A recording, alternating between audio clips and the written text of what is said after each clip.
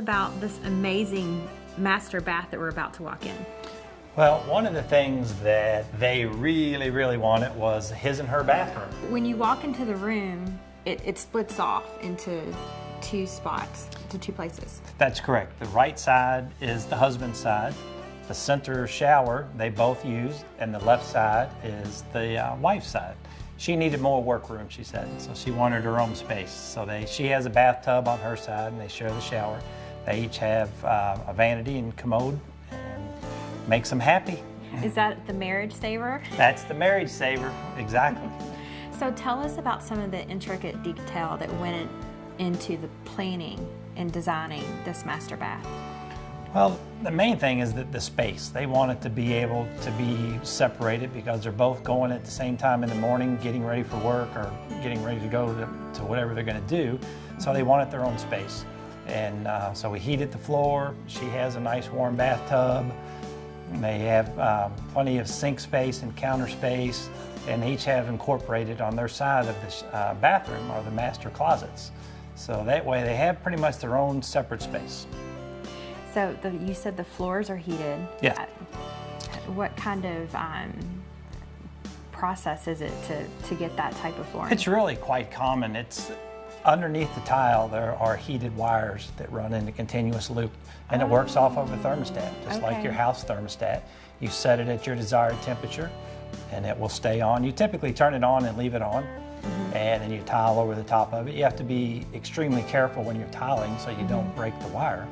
But once it's in there, it's pretty good to go. It's kind of like your own heated blanket exactly. on the floor. It's more so not cold than it is really warm. Yes. So you wouldn't step on it and say, "Ooh, that's hot." It's like, "Ooh, that's not cold."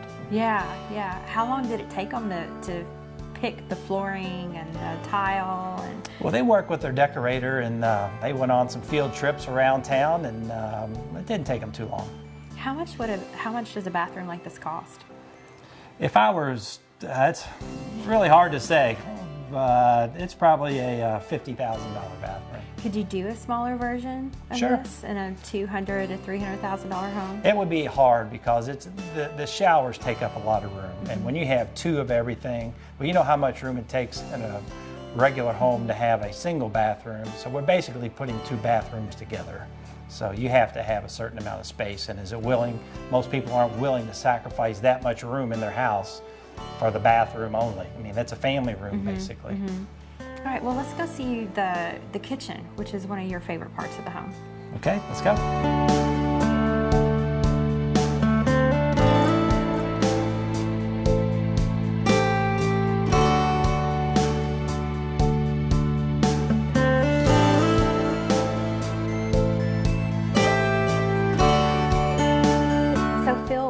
In this gorgeous kitchen, which you said was one of your favorite rooms in this house.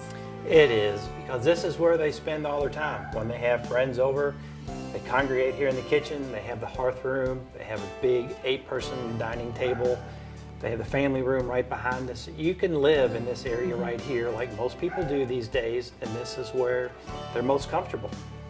So is the reason why it's your favorite room is because it's all open and everyone can talk to each other and laugh and be social? It is. They're a very big family. They like to have family gatherings, and I like it for the fact that they can all be social. They're not compartmentalized. Even though this is a large home, it's a very livable home, and this really is what makes it that way. I love how you can see who they are just by walking around their home, like what kind of person that they are, the things that they like. I mean, it's not sterile at all. You can tell they lived in this home. This house has a lot of personality. The decorator that they used, Carol Shutt, she was really good with the colors and all the fabrics in it. But their goal was to make it a livable, non-fancy house. They wanted certain things in their home size-wise, but they didn't want it to feel overwhelming and uninviting. It had to be homey. Well, you did an amazing job, and it looks like to me that you gave them exactly what they wanted, so they have to be thrilled. Well, thank you. They tell me they're very happy, so I'm happy with them, and we see each other quite frequently, and they become very good friends.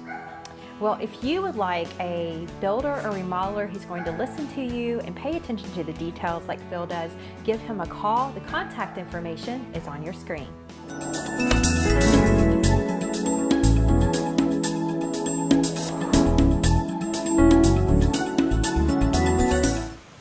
Terry, we're looking forward to seeing the do-it-yourself tips that you have in store for us this week.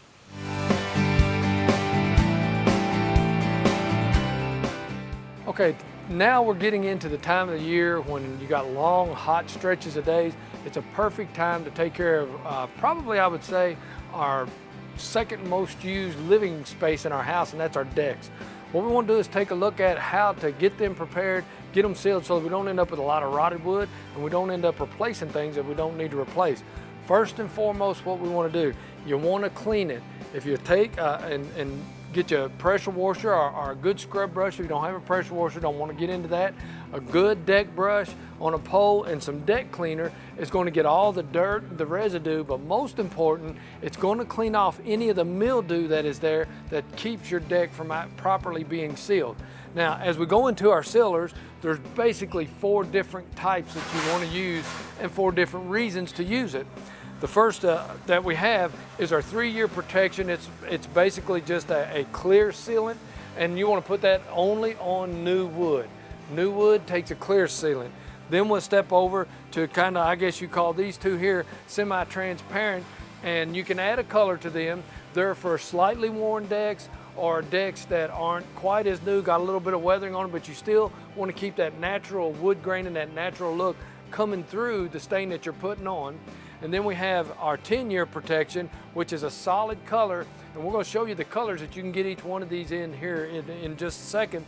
But this is for a total coverage. Say you got some old stain on there and you can't get it off, or some old color on there, you've painted it once.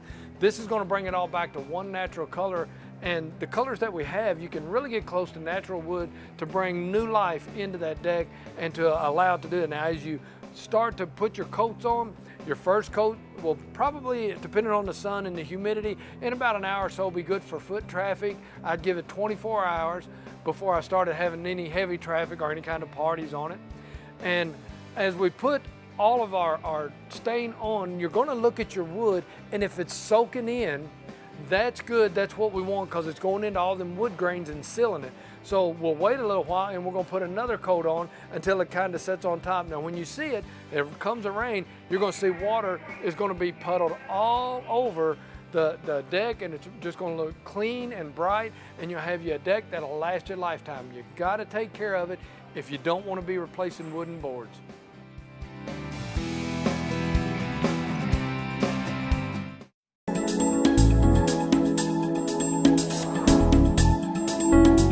I'm with Betty Irvin with Mies Tile and Marble. Betty, how long have you been a designer here? 18 years tomorrow. So that says a lot about Mies Tile and Marble that you've been here so long. Yes, it's a family business, and there's a lot to be said about family businesses. Well, so being here so long as a designer, you've seen a lot of things come and go. What's popular this year? One thing that's really popular are the wood looks porcelains. They look exactly like wood, but they perform better than wood. You don't have to worry about water. You don't have to worry about large dogs and their claws, which seem to scratch the wood, and they'll never fade. And one of the other popular items that you were telling me about is the ceramic. Yes, this arabesque design here is very popular. It's showing up in natural stone. It's showing up in ceramic. It seems to be what everybody's asking for. And so what would you pair this with? We could pair this with any of our granites. This could also be used as a border or an accent. It doesn't have to be the entire wall. And also, this is a multiple color thing, so you would normally just use one of these colors or 2 of these colors. What type of, you offer many different types of granite in it. Yes, we do. We offer granite, marble, and quartz. One advantage that we have, if it is a stock item, you only pay for what you take home. You're not buying the large slabs like you do at most places. What else do you have for us here? Well, the whites are always going to be popular, the subways, the bevels, and just putting a little accent strip in them can just make an amazing difference. We also have some This is silver travertine, and the ledger stones, these stacked stones with the rough edge, are extremely popular. Thank you so much for your time today, Betty. We really appreciate it. If you're interested in getting some stone or some tile for your bathroom or kitchen, be sure to give Me's Tile and Marble a call with the contact information on your screen.